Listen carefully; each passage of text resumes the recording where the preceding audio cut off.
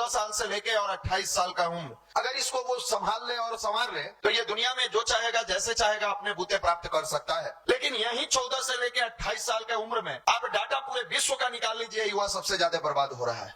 जब आपके रिश्तेदार आपके अपने नहीं हुए तो गैर के आप ना होगा कि बिना मेहनत के कुछ नहीं मिलने वाला है। ऐसी ऐसी बेटियां जिनके लोगों ने मजाक उड़ाया, हरमनप्रीत कौर लड़कों के साथ जब खेलने जाती थी तो पूरे मोहल्ला के लोग मजाक उड़ाया करते थे। जैसे आप गायत्री मंदिर में आते हैं तो आपके मोहल्ले के लोग, आपके लॉज के लोग, आपके रिश्तेदार मजाक उड़ाते हैं। युवा जीवन भरी हुई फुल ऑफ एनर्जी है, लेकिन इस एनर्जी को ट्रांसफॉर्म करने अगर आ गया तो जीवन सफल है। नहीं आया तो जिंदगी भर आप घिसते रहिए।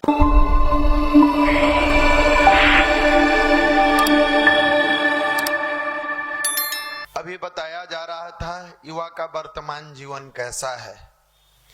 बात भी सही है। पटना में आप लोग आए हैं कैरियर बनाने के लिए।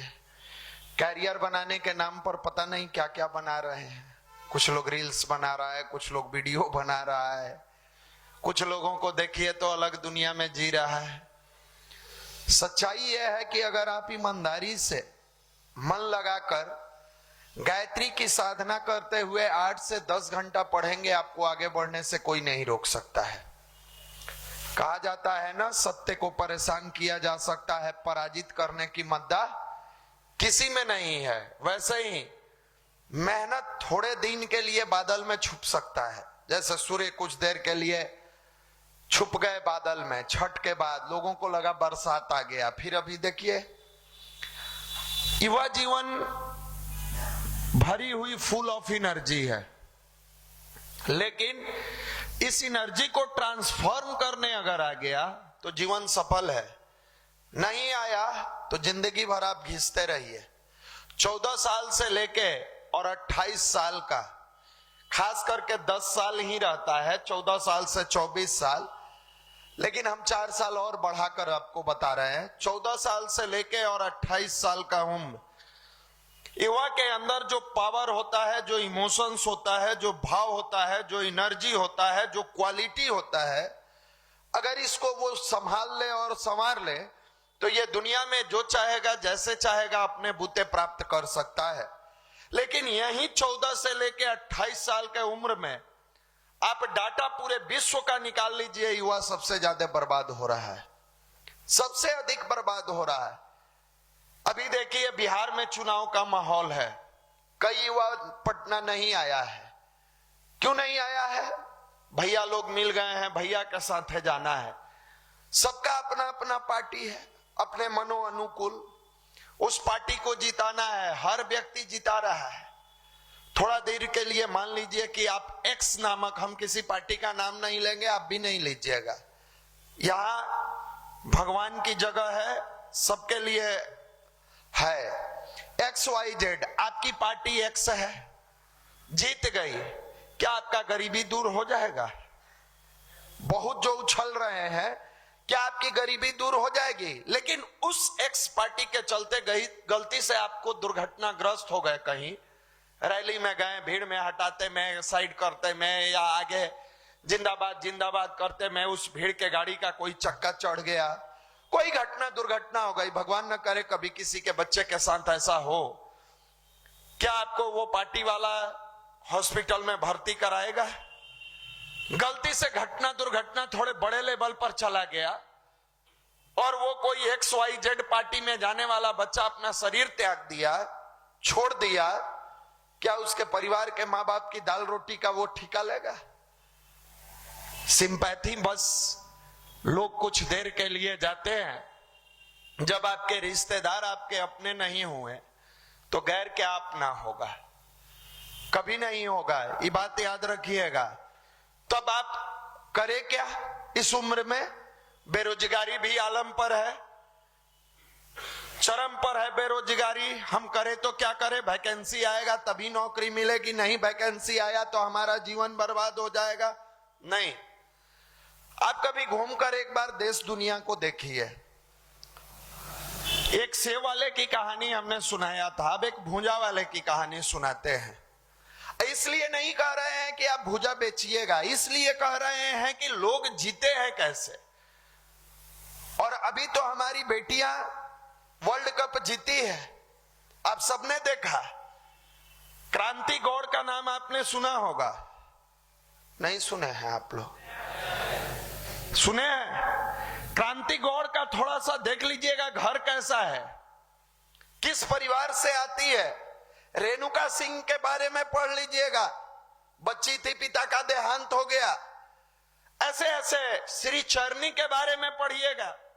हम उन क्रिकेटरों का नाम ले रहे हैं जो गरीबी में अपने जीवन में संघर्ष किए हैं, जिनको पूछने वाला कोई नहीं था। सैफाली वर्मा के बारे में पढ़िएगा, ऋचा घोष के बारे में पढ़िएगा, उमा छेत्री के बारे में पढ़िएगा, तब आपको समझ में आएगा कि बिना मेहनत के कुछ नहीं मिलने वाला है।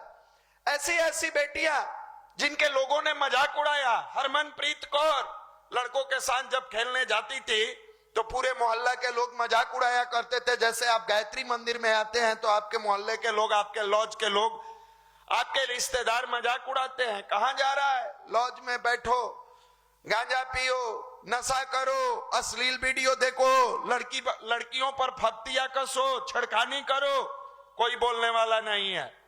लेकिन ध्यान करने बैठो, सब कहता है बाबा बन जाएगा। ये उम्र, अभी इसी उम्र में ये पूजा पाठ करने लगे। हम उन लोगों से पूछना चाहते हैं कि पोलियो का ड्रॉप कब पिलाया जाता है, बच्चे को वैक्सीन और टीका कब दिया जाता है? क्या 18 साल के उम्र में जब बच्चा दिव्यांग हो जाएगा, विकलांग हो जाएगा, पोलियो का आप ड्रॉप पिला के उसे ठीक कर लीजिएगा? क्या उसको कोई भी जटिल बीमारी लग जाएगी उसके बाद वैक्सीन देकर ठीक कर दीजिएगा? नहीं करिएगा। ठीक उसी प्रकार युवा अगर अश्लीलता में एक बार डूब गया, बुरे रास्ते पर चलने लगा, नशे का शिकार हो गया, दुनिया में कोई माई का लाल पैदा नहीं हुआ है कि इसको सही राह पर लाकर चला दे। हम लोग ऐसे ऐसे बच्चों को जानते हैं। बड़ा हॉस्पिटल है, बड़ा हॉस्पिटल, इकलौता बेटा, माँ बाप दोनों गैजेटेड रैंक का अधिकारी, यही पटना के सेंट माइकल से पढ़ा हुआ। लोग कहते हैं हम अपने बच्चे का एडमिशन सेंट माइकल में कराएंगे। कई लोगों का नहीं होता है, अफसोस करते हैं। कई लोगों का हो जाता है तो भगवान को लड्डू चढ़ाते हैं। सेंट माइकल का पढ़ा हुआ लड़का 8वें से ड्रग्स का एडिक्टेड हो गया। आपने स्कूल के भवन को देखकर बच्चे का एडमिशन करा दिया, उसके अंदर जाने वाले माहौल को तो आपने देखा नहीं, गायत्री मंत्र से जोड़ा नहीं, अध्यात्म के सहारे उसके जीवन को आगे बढ़ाने का प्रयास नहीं किया। 8वें क्लास में उन्होंने एडिक्शन पाल ली, मैट्रिक जैसे तैसे पास कर गया, ठीक ठाक नंबर से पास कर गया। इंटर जाते जाते उस बच्चे की स्थिति यह है कि मां हर रात हर दिन आंसू से अपने आंखों को कौन कहे पूरे घर को भिंगाए रहती है। घर में आने वाले हर एक रिश्तेदार सशंकित रहता है। इसी पटना की बात कर रहे हैं, कहीं बाहर की बात नहीं कर रहे हैं, इसी मंदिर के रेडियल डिस्टेंस के आसपास की हम बात कर रहे हैं। सशंकित रहती है। आने वाले रिश्तेदार अपना शर्ट टांगते हैं, पैंट टांगते हैं, सुबह उठते हैं, उनके पैकेट में 1 पैसा नहीं रहता है। वो लड़का नशा करके बुलेट लेकर घूम रहा है, ड्रगिस्ट बनकर। और आज ये गायत्री परिवार आपको टूटी फूटी भाषा में तोड़ तोड़ कर तोते की तरह समझा रहा है, बाबू संभल जाओ। इसलिए नहीं कि तुम बहुत धन कमाने लगोगे तो बहुत उद्धार कर दोगे हम लोगों का, इसलिए कि कल 2 पैसा जब तुम्हारे पास होगा और पैसे के साथ तुम्हारे अंदर जब ये भारत की संस्कार और संस्कृति होगी, पूरे जीवन तुम कभी अपने माँ बाप को वृद्धाश्रम में नहीं भेजोगे, नहीं भेजोगे। 2 वक्त की रोटी स्वयं भी खाओगे, अपने पिताजी को भी खिलाओगे। 2 वक्त की रोटी स्वयं खाओगे, अपनी माँ को भी खिलाओगे। दुर्भाग्य है हमारे देश का, आप आते तो हैं पढ़ने के लिए, लेकिन पढ़ाई छोड़कर बाकी सब काम करते हैं। आप आते तो हैं इस उम्मीद के साथ माँ बाप को दिलासा दिलाकर कि जाएंगे और पटना में मेहनत करके कैरियर बना लेंगे, लेकिन दुर्भाग्य कैरियर छोड़ के बाकी सब बना लेते हैं। कैरियर नहीं बनता है, बाकी सब गर्लफ्रेंड बना लेते हैं, नई दुनिया बना लेते हैं, नशे का एक गैंग बना लेते हैं, अश्लीलता का एक बड़ा सा समुद्र बना लेते हैं, लेकिन कैरियर नहीं बना पाते हैं। एक साधारण सा भूंजा बेचने वाला अपने बच्चे को, यह भी पटना की ही कहानी सुनाते हैं।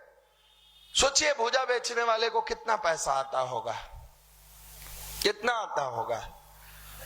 महीने का 10-20 हजार, हम 50 हजार मान लेते हैं। संघर्ष करता है, बेटा को सिखाता है, बाबू तुमको सीजीएल कंप्लीट करना है। उस पिता को ये भी नहीं मालूम है कि सीजीएल होता क्या है। लोगों ने बताया कि सीजीएल एसएससी का है, अगर कर जाएगा तो आपका दिन बदल जाएगा।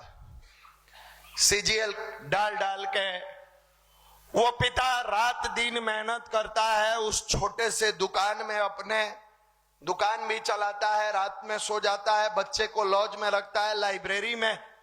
ये हम लोगों के आंखों के सामने की घटना है, क्योंकि वो बच्चा हमारी इंस्टीट्यूट में आता था, अब तो जॉब हो गया उसका, और बगल में ही दुकान है। अपने भले ही बाप कष्ट काट रहा है, लेकिन बच्चे को कहां पढ़ा रहा है? अच्छे इंस्टीट्यूट में लाइब्रेरी की सुविधा देता है। बार बार बाबू देख रहे हो ना कितना कष्ट हो रहा है, जल्दी से पढ़ के बनो। और उसका बेटा टैक्स असिस्टेंट बन जाता है, टैक्स असिस्टेंट बन जाता है। क्या आपके पिता भी तो ऐसे ही ख्वाब के साथ भेजे हैं? यही की एक और घटना बताते हैं। ये घटना इसलिए बता रहे हैं ताकि थोड़ा आंख पर जो चश्मा चढ़ा हुआ है ना आलस का, जल्दी से उतार दीजिए और इस भरी हुई जवानी में अपनी ऊर्जा का सदुपयोग करना सीख लीजिए। गायत्री मंत्र की साधना जीवन में कभी मत छोड़िए। अगले रविवार को पीडीसी कराया जाएगा, जो नहीं किए हैं वो जरूर एक बार पीडीसी करके अपनी जवानी को जागृत कर लीजिए, अपनी बौद्धिक क्षमता को विकसित कर लीजिए, अपने व्यवहार को, विचार को पवित्र बना लीजिए। इसी मंदिर के ठीक सामने आपने एक किराना स्टोर देखा होगा, देखे नहीं देखे? देखे है ना? ठीक सामने ऊपर सीढ़ी के बच्चे को पढ़ाया, दिल से पढ़ाया, पेपर में निकला है, हमारे पुराने सारे भाई जानते हैं। लड़का क्या कंप्लीट किया? सीडीएस कंप्लीट करता है। अभी भी उस पिताजी को देखिएगा, वो किराने की दुकान चलाते हैं। ये पिछले साल की घटना है, पिछले के पिछले साल सीडीएस कंप्लीट करता है। हम कैसे माने कि पढ़ने वालों को नौकरी नहीं मिलती है? 24 घंटा जो भगवान ने आपको समय दिया है, उस 24 घंटा में आप ईमानदारी से जागृत मंदिर में बैठे हैं, कलेजा पर हाथ रखकर अपने माता पिता के चरणों का सौगंध खाकर बताइए कि 10 घंटा क्या आप सेल्फ स्टडी करते हैं? नहीं करते। आप आए क्यों हैं तब फिर पटना? आप क्या करने आए हैं? क्या आप पटना का गोलघर नहीं देखे थे? क्या आप पटना का चिड़िया खाना नहीं देखे थे? क्या मेरीन ड्राइव नहीं देखे हैं? वो तो एक दिन का है, एक दिन में घूमकर आपने देख लिया। फिर आप करने क्या आए हैं? क्या आपकी उम्र इस लेवल की हो गई है कि आप पटना में आकर गर्लफ्रेंड बनाकर शादी के बारे में सोच रहे हैं? अगर ये भी आपकी मन की तमन्ना है तो गार्जियन को कह के पूरा कर लो। लेकिन भूल गए वो दिन जब आप घर से चले थे तो बहुत सारी उम्मीद और अरमानों को लेकर चले थे। जब आपके घर में बहन की शादी के समय पिता को पैसे के लिए दर दर की ठोकर खानी पड़ी थी, आपके आंखों में आंसू भरे थे और आपने एक स्वप्न देखा था कि आज भरे मेरी बहन की शादी में मेरे पिता को दर दर की ठोकर खानी पड़ रही है, कल मैं इतना ईमानदारी से मेहनत करूंगा कि हमारे घर में कभी धन का अभाव नहीं होगा। ये कहां टूट गए आपके सपने? ये कहां चले गए? जब आपकी माताजी बीमार थी, अस्पताल में भर्ती कराने से पहले गांव में घूमकर पैसा लेना पड़ा पिता को, आप अपने मां की दर्द में आंखों से आंसू बहाया, और शाम में जब ऑपरेशन हो रहा था पैसे नहीं जुट पा रहे थे, रिश्तेदार पैसे नहीं दे रहे थे, उस समय आपने अपने आप से वादा किया था, हे भगवान एक बार हमारी मां को आप ठीक कर दो, मैं मन लगाकर पढ़ूंगा, अपनी गरीबी को दूर कर दूंगा। ये वादा कहां चला गया? मां के ठीक होते ही उस अस्पताल में इस वादा को आप छोड़कर चले आए और पटना में घंटों बैठकर इनको कहिए गायत्री मंत्र, इससे क्या फायदा है? आईपीएल देखने से क्या फायदा है? गायत्री मंत्र जपने से जब कोई फायदा नहीं है तो आईपीएल देखने से क्या आपके पिता की गरीबी दूर हो जाएगी? गर्लफ्रेंड से घंटों चैटिंग करने से क्या आपके जीवन में बहुत बड़ा जो समस्या है उसका समाधान मिल जाएगा? अश्लीलता में डूबे रहने से, अश्लील वीडियो देखने से क्या आपकी दाल रोटी की व्यवस्था बन जाएगी? क्या हो जाएगा? क्या सोचते हैं आप? कि आपको जो दिया गया है उस सोच लेने से आप सब कुछ सही कर देंगे? नहीं, आपने वादा को तोड़ दिया और ये टूटने का, जुटने का, मनोबल का कमजोर होने का कारण सबसे बड़ा वह है कि आज का युवा अध्यात्म जानता तो है, मानता नहीं है। ये जानता है कि गायत्री जपेंगे हमारा जीवन सफल हो जाएगा, मानता नहीं है। सुबह आलस से बड़ा हुआ आंख पोंछ के क्लास में बैठ जाता है। 9-9 बजे के बैच में हम लोग देखते हैं कई ऐसा युवा है, आता है, इधर बोर्ड पर पढ़ाया जा रहा है, उधर नींद मार रहा है, नींद ले रहा है। क्या बात है? रात में सर लाइब्रेरी में बहुत पढ़े थे, तुम्हारे उस पढ़ाई का कोई मतलब निकलता है? जो सब्जेक्ट पढ़ाते समय शिक्षक जब क्लास में पढ़ा रहे हैं तुम समझ नहीं रहे हो तो लाइब्रेरी में क्या करोगे? उसका कोई मतलब नहीं निकलता है। और तो और जिस उम्र में अभी हमारे भाई बात कर रहे थे अभिषेक जी, जिस उम्र में आपकी वाणी में ओज और ललाट पर तेज होना चाहिए, जो युवा दूर से देखने में ही लगे कि नहीं इसके अंदर एक ललक है, एक स्वप्न है, नहीं, ये सारी चीजें समाप्त हो गई है। 16 साल, 18 साल, 22 साल का युवा झुलसा हुआ चेहरा लेकर घूम रहा है, हताश, निराश, उदास है, और उसको लगता है कि हम अपने माँ बाप के सपनों को पूरा कर देंगे। माफ करिएगा, आप चीटर हैं, आप चीटिंग कर रहे हैं अपने कैरियर से, अपने माँ बाप के पैसे से। वो आदमी रात दिन आपके लिए उम्मीदों का बहुत बड़ा पुलिंदा लेकर बैठा है, रात दिन मेहनत करता है, हताश निराश हुआ बाप 1000 बार कहें, जब अंदर से टूट जाता है तो मन ही मन गुनगुनाता है, तुझे सूरज कहूं या चंदा, तुझे दीप कहूं या तारा, मेरा नाम करेगा रोशन जग में मेरा राज दुलारा। जब वो अंदर से विचलित हो जाते हैं, सहारा की सारी किरणें समाप्त हो जाती है, जब उन्हें अंदर से लगता है कि हम बेसहारा बन गए, तब अपने औलाद का चेहरा उनके आंखों के सामने गुजरता है। चलो मेरी जवानी में हमारे घर वालों ने साथ दिया न दिया कोई बात नहीं, आर्थिक स्थिति से हम मजबूत थे कि कमजोर थे फिर भी कोई बात नहीं, हमारा भाई हमारे साथ खड़ा हुआ कि नहीं वो फिर भी कोई बात नहीं, हमारी बेटी शादी करके दूसरे घर चली गई, वो दूसरे घर की मेहमान थी फिर भी कोई बात नहीं, मेरा बेटा अभी है, मेरा औलाद है, मेरा बेटा है, ये कल के डेट में अपने पैर पर खड़ा होगा और खड़ा होकर मुझे 2 वक्त की रोटी तो देगा ही देगा, गर्व से मेरा सीना चौड़ा कर देगा, समाज में हम सिर उठाकर घूमेंगे। इन बेटों से हम पूछना चाहते हैं, क्या यह दर्द लेकर आप पढ़ाई कर रहे हो? क्या यह दर्द आपके मन में गूंजता है, आपके हृदय को द्रवित करता है कि कोई 60 साल 65 साल के उम्र में इस भाव से मेहनत कर रहा है रात दिन शरीर को, जिस उम्र में आपके पिता को आराम की आवश्यकता है, आपके कैरियर के लिए वो जाकर मेहनत कर रहे हैं, जिस उम्र में आपकी माँ को आराम की आवश्यकता है, माँ 4 बजे सुबह उठकर घर में झाड़ू पोछा करके भोजन बनाने का काम कर रही है, और जिस उम्र में 4 बजे सुबह जगकर बच्चों को ब्रह्म मुहूर्त की साधना करते हुए पढ़ाई करना चाहिए, 10 बजे तक अपने रूम में सोया रहता है। ये अध्यात्म न मानने का परिणाम है। वरना बाल्यावस्था में जब अभिमन्यु ने अपने मां के गर्भ में अच्छे विचारों को और एक्सेप्ट किया, ग्रहित किया, वो अभिमन्यु 14 साल के उम्र में अपने खानदान के इज्जत के लिए लड़ गया। एक बार छोटी मां ने ध्रुव को उसके गोद से, उसके पिता के गोद से हटा दिया।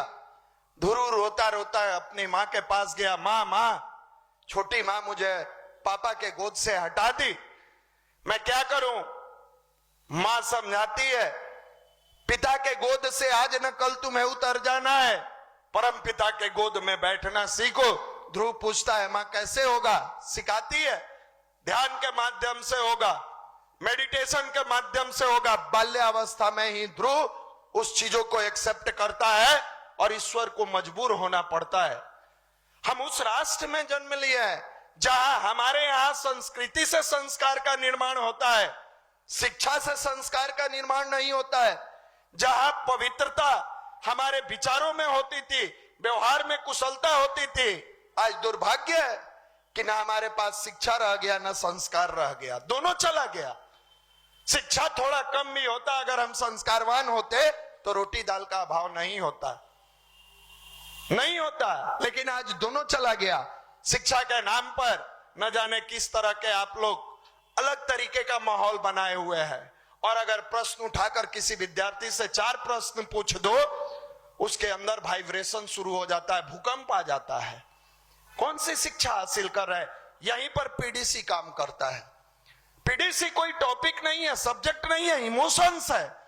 जो इमोशंस से इमोशंस को जागृत करता है, आपको स्वयं से स्वयं का दर्शन करा के, एक आईना वो है जो आपके बाहर की चीजों को दिखाकर और साफ करता है। लेकिन ये पीडीसी ऐसा आईना है जो आपके अंदर की बुराई को साफ करता है। अगले रविवार को फॉर्म भराया जाएगा। आप सभी भाइयों से निवेदन करेंगे, जो नहीं किए या जो लंबे समय पहले किए हैं, धीरे धीरे उनका बॉल बेयरिंग घिस गया, बैटरी बैठ गया, एक बार पीडीसी करके अपने जीवन को शानदार बनाइए।